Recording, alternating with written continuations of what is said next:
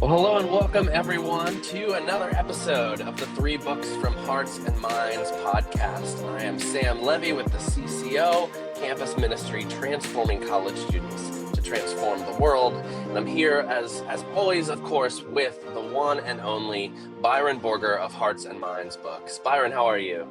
I'm doing fine, and I want to give a shout out hello to any CCO staff that happen to be listening to this. You know, the CCO has people on campuses all over the country, many in Western Pennsylvania and Ohio, but some here in Central Pennsylvania and other places.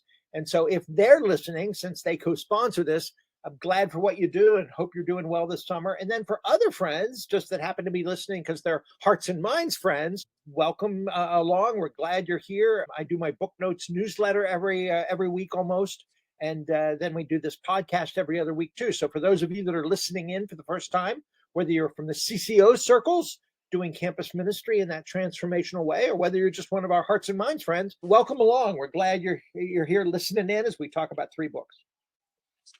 Yeah, thanks. We're grateful for all of our listeners, however you came to this podcast, and I always look forward to these conversations with you, Byron. And we're coming on, if you're listening on the day this episode drops, it's the 3rd of July, and so tomorrow is July 4th, Independence Day here in the United States, and I know that's a exciting, momentous holiday for many, and maybe for some just looking forward to a cookout, some fireworks. And of course, there's also just a lot of questions that Christians wrestle with, Christians in different traditions and backgrounds about, what does it mean to be patriotic? Where does love of country come in the midst of love of Jesus and our neighbors? So a lot of complex and really important questions that are raised around this time of year in and around the church, certainly.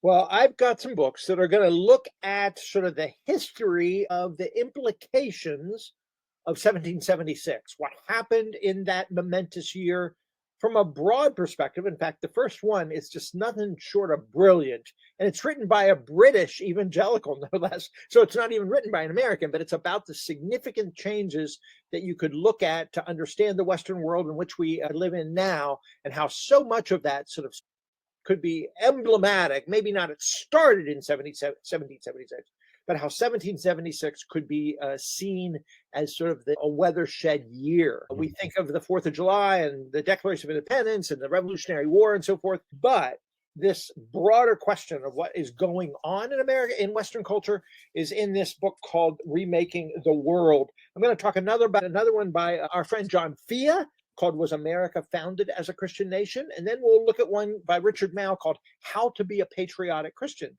because at least in the United States, it's a huge question of church and state, flags in the sanctuary, and what it means to love your nation, even if you criticize it. So Mouw has a lovely book on that. But let's start with this one, okay? Have you ever heard of this Andrew Wilson? He's a theologian. He's a pastor. He's in London. He wrote a wonderful book that I highlighted in a book notes newsletter a while back about themes of liberation from the book of Exodus that appears throughout the scriptures. It's a lovely sort of way to trace in the historical redemptive unfolding of God's drama how this Exodus theme from Moses and let my people go becomes preeminent in the whole Bible, becomes a theme that's talked about in the scriptures. So I like him as a Bible guy. I didn't quite realize how astute he is as a historian. And he's a columnist for Christianity Today, has degrees in history from Cambridge. He's been at the King's College in London, so he's a smart guy.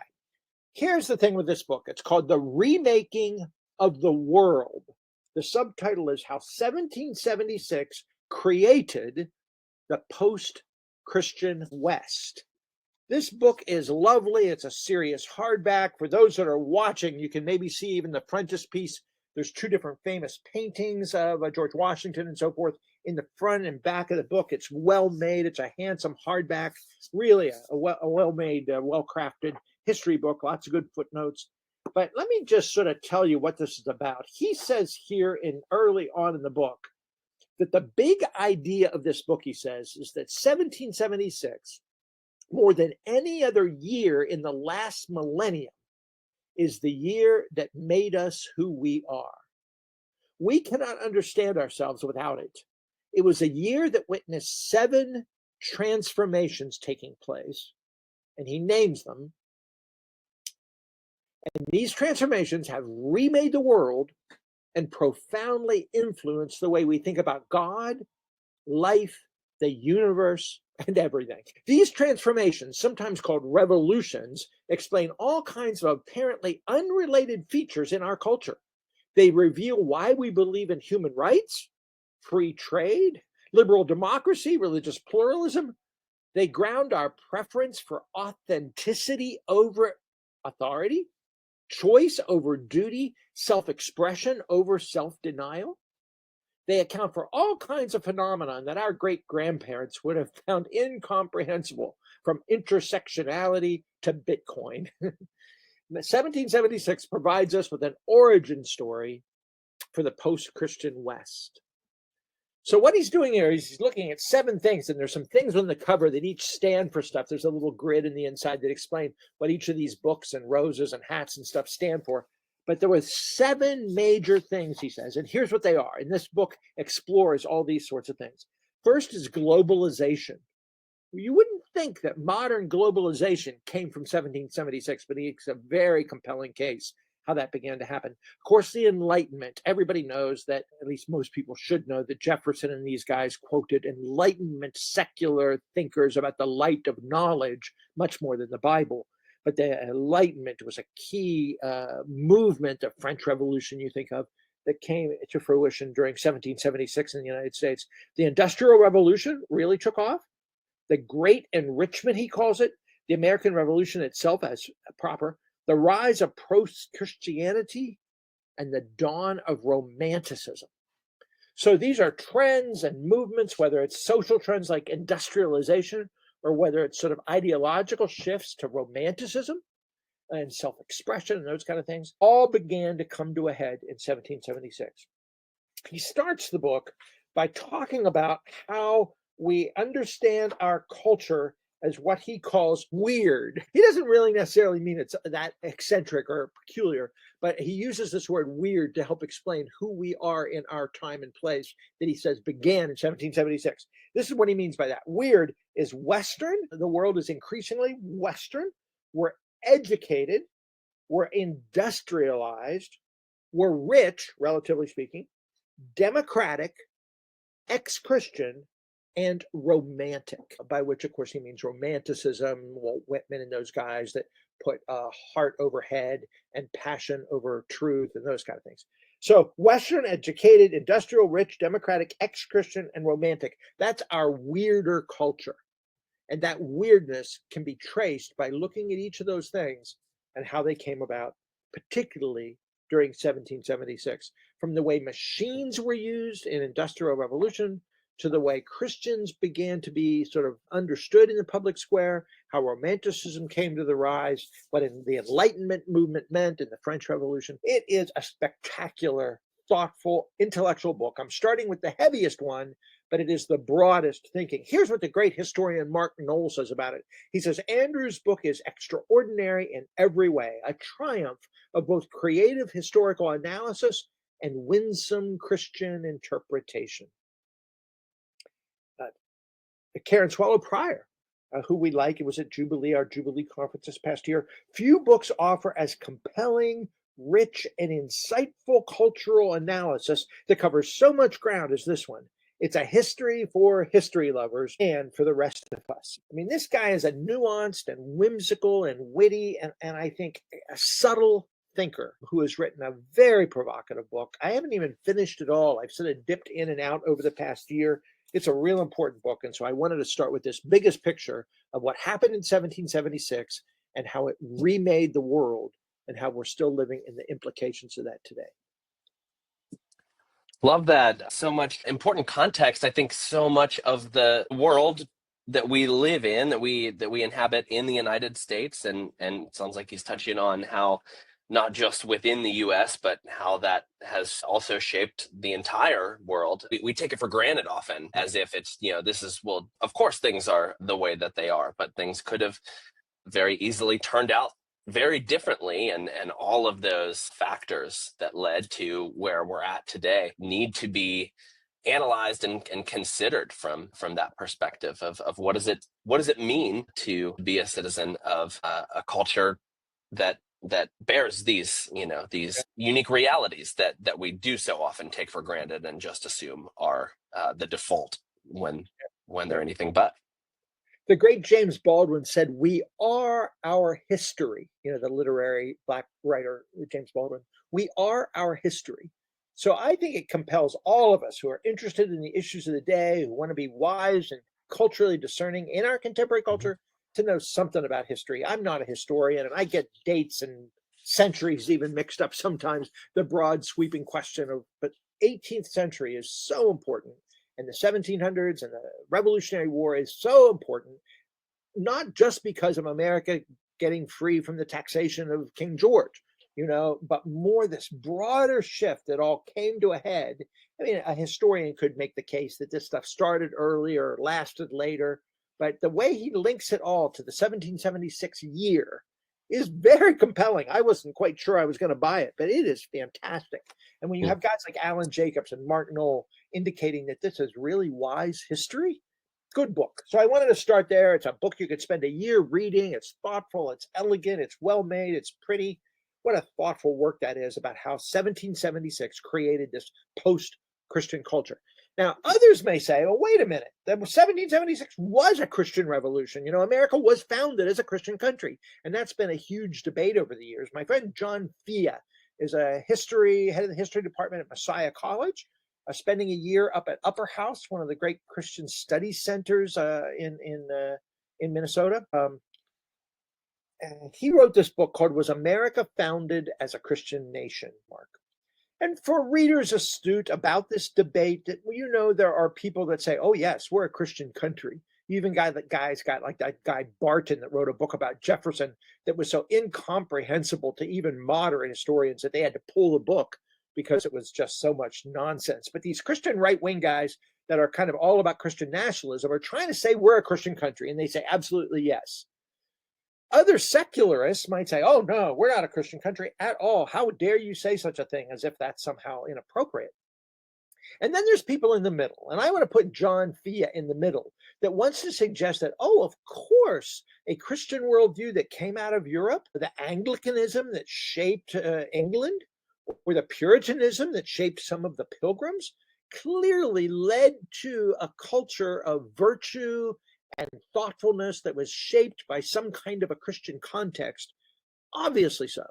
And some of the founders and revolutionary leaders were clearly evangelical Christians, certainly Reformed, guys like Witherspoon, who was a Presbyterian. And then there were others who simply were not. Some of them were antagonistic to Christianity, some were agnostic at best. I mean, just think of Ben Franklin or John Adams. Some were Unitarians. So to say that we were a Christian country simply, or that these guys were like today's evangelical Christians, is just nonsense. But to say it is secularized entirely is also equally nonsense. So John works that through, and I've already said more than I need to about the book because he's answering in the best possible way to look carefully at the Whig politics, WHIG. They were the guys that opposed the monarchy in England, and many of the British preachers that had come to the United States were Whigs. They favored the revolution, and they preached, like from the Gospel of Micah, or from the prophet Micah, saying that as he critiqued, I don't know, King Ahaz, that's the kind of way that we need to frame ourselves as prophets against the monarchy that's gone astray. And so there were Whig preachers, to be sure, that preached liberty from the pulpit. And then there were others that were simply secularists. And many of the even Whig preachers he shows preached from Micah passionately about revolution. But their understanding of politics and the relationship of church and state were not particularly biblical. They had sort of a monarchy vision or a Puritan vision, and they didn't exactly think through Christian faith and politics in a consistent way, not drawing on the best of Christian political thinkers of the West, but rather sort of Enlightenment thinkers that were still Christians on Sunday preaching about the revolution, but their politics was really shaped by the Enlightenment, Rousseau and so forth. And so you have this real odd mix, and any historian that tries to fall too simply on the side of we are a Christian country or we're not a Christian country, are probably not dealing with the texts adequately, which is to say, this is the most important book on the topic that I know of. Was America founded as a Christian nation? This is the second edition. It's a historical perspective by an evangelical historian himself, John Fea. And it's a lovely, thoughtful, fascinating book about the way they preached in those years, about what Christian politics meant in those years, and how we can think through a very nuanced and faithful understanding historically of what was going on with the American Revolution and in what way they wanted the faith to influence the public square, and what ways, when they talked about providence, they meant God, perhaps, and what that kind of looked like in terms of their public policy stuff. So it's well researched, it's even handed, it's balanced, it's not moderate, but it's honest. I want to say it's not moderate because it isn't just a middle ground saying, well, some of the guys were Christians and some weren't. It really is a deeper analysis of how all that took shape in the revolutionary era. I don't know if some of our listeners know, but our store's in Dallastown, which is right near York, Pennsylvania. And York, Pennsylvania is where the Continental Congress was held for years, 7 months they came. The founding fathers moved out of Philadelphia, took over York. Lafayette from France was here. They made a toast to him, They didn't like the German food. They didn't like the muddy roads here in York in those days, but we were an outpost considered the frontier where they came for safety. And so the Continental Congress actually met here. Consequently, York, Pennsylvania is the first capital of the United States for one day. Then they moved to Lancaster. Then they went back to Philadelphia. But we are the first capital for one day. And so our historical society, interestingly enough, has some amazing stuff in it. John Fea has even spent some time in our own historical library here in York, Pennsylvania, looking at archives, found all kind of letters from the great preacher Jonathan Edwards, of all things, housed here at the Historical Society in York. Who knew? Well, anyway, the questions of abolition, the questions of slavery, the questions of private property, the questions of faith in life, questions of faith in politics in these archive studies. And so John's the man. I think he's one of our best historians. He's one of our most lively college professors, thinks Christianly and well about life and times. I like John a lot. And so anyway, this is a book I wanted to highlight. If 4th of July stuff is stuck in your craw a little bit, one way or the other, if you've been to fireworks displays and you're just wondering what really is Christian about any of this, that would be a wonderful historical study to undertake this summer and enjoy it a lot, I think. Yeah, when you were talking about the first book, Remaking the World, I brought to mind something that you love to talk about a lot, about what does it mean to be sons and daughters of Issachar, referencing the Old Testament text that talks about the sons of Issachar who knew the times and knew what God's people should do, right? And it seems that both of these books so far, the Wilson book and this one, are really helpful to know the times. We got to know where we came from. This question of, was America founded as a Christian nation, which also seems to have kind of some sub questions under it. What is a Christian nation? What would a Christian nation be? And what does it mean to live, regardless of what the answer to those questions are? What does it mean to live in that? To know the times, you've got to know where you've come from before being able to know what God's people should do. And so these are important things to wrestle with as citizens and inhabitants of our nation. What does it mean to faithfully live within that context? Isn't that what we in the CCO are trying to help our college students that we minister to and with to come to a kind of maturity of faith, that they begin to see all of life through the lens of the biblical story, and how the lordship of Christ should affect even how we think about our patriotism or our country's history, how we do history. So if there's any CCO workers that have students taking any history courses or any American history courses, these kind of books would be so important to put into their hands so they can be students to the glory of God, thinking well and nuanced about what it means to be a faithful Christian student studying these topics. But as you've implied, Sam, I mean, we all live and breathe the air of this country and this language of our religiosity, particularly with the rise of the Christian right and the MAGA movement and so forth. We're increasingly finding this sort of tension between those that think, oh, this is a good thing to assert a Christian legacy to our wonderful nation. And others are saying, oh, no, that's beginning to get into dangerous ground. We don't want to make an idol out of the nation state. but rather we need to commit ourselves to pluralism, which some of the founding fathers believed in anyway. You could make a huge case, as both of these books do, that our pluralism was the social structure and not sort of a Christian theonomy or taking over the nation in the name of church and state, but rather a plurality of views that honored the freedom of and from religion. So yeah, it's a complicated, fascinating topic, but to be people of Issachar in this day and age certainly means knowing something about this question. So these books are as helpful as anything I know. For what it's worth, not only is John an evangelical and has spoken at our Jubilee conference and is at this Christian Messiah College, but John is just highly respected as a historian. There's a pretty famous award that's given for the best book of the year in constitutional stuff. The people that give this award, like the judges, are people in the Supreme Court and people like that. So it's really not a shoddy deal, and the prize is up there like the Pulitzer or something. Really a good financial gift to a historian that writes the best book about colonial history every given year. Maybe they do it every other year. And when the first edition of this book came out, John was one of the final three. And they got to go down to Jefferson's home, to Monticello, or one of those places in DC, and he had to rent a tux because he doesn't own a tux. What college teacher owns a tux? He had to rent a tux, and he had to go to this thing and hang out with Supreme Court members, and then they announced and unveiled who won the prize. And he did not win that year, drats, but he was up there. I mean, that's how respected this book was, that it was nominated for this secular, prestigious award about revolutionary history that they give every year. And so he was disappointed that he didn't win, but honored that he was amongst the top 2 or 3 choices, short list of this famous award that's given for American history. So anyway, yeah, good book and respected by many. Well, let me tell you about one more. This we've gone from the biggest and broadest to a serious history book about the Revolution and the American founding. And there's many others we could mention, of course, but I want to bring it down to something really practical. You talked about being sons and daughters of Issachar and faithful in all of life. This is one of the nicest, basic, simple, but provocative books by a man I deeply respect, almost a mentor of mine, and that's Richard Mouw. M-O-U-W. Mouw has been to Jubilee over the years, came out of Calvin College with a political science professor, ended up the president of Fuller Theological Seminary, as an ecumenical, trans-denominational Christian in the Reformed tradition, but very gracious and aware of so much. He hangs around with everybody from Roman Catholics to Mormons and talking about what we know together and how we can be civil and polite. There's a wonderful book called Common Decency about political discourse and civility back before that was even quite a word that was used much. And in our polarized times, Mouw's Common Decency is a wonderful book about public etiquette. Well, anyway, one of his more recent books is this simple book called How to Be a Patriotic Christian. Love of country as love of neighbor.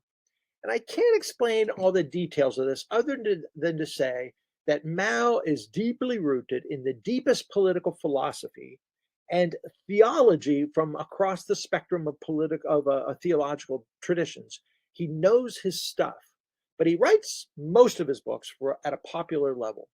They're so enjoyable, so interesting, so informative, but not heavy, not hard, not dense. He tells stories, he's fair, and the upshot of this is basically that we should be patriotic, that we, like myself, who maybe emerged from sort of the secular left of the 70s and the Christian activism of Ron Sider or Tony Campolo, Shane Claiborne, some of us sort of were particularly critical of Watergate and the Vietnam War and America's despicable behaviors in South Africa or in Central America. And even now we're resistant to some things our government is doing.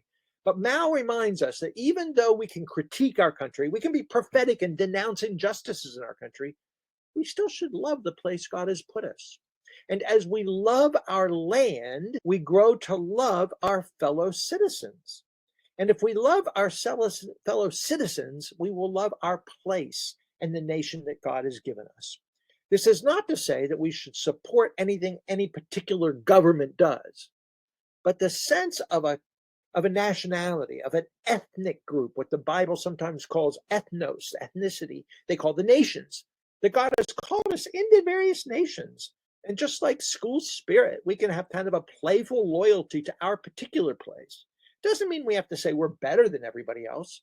We can just be loyal to our school and we can cheer for it. We can pretend that we're the best school around, but we know we're not. I mean, geez, what's school spirit really? So we're loyal to our land, we're loyal to our people as an act of love of neighbor.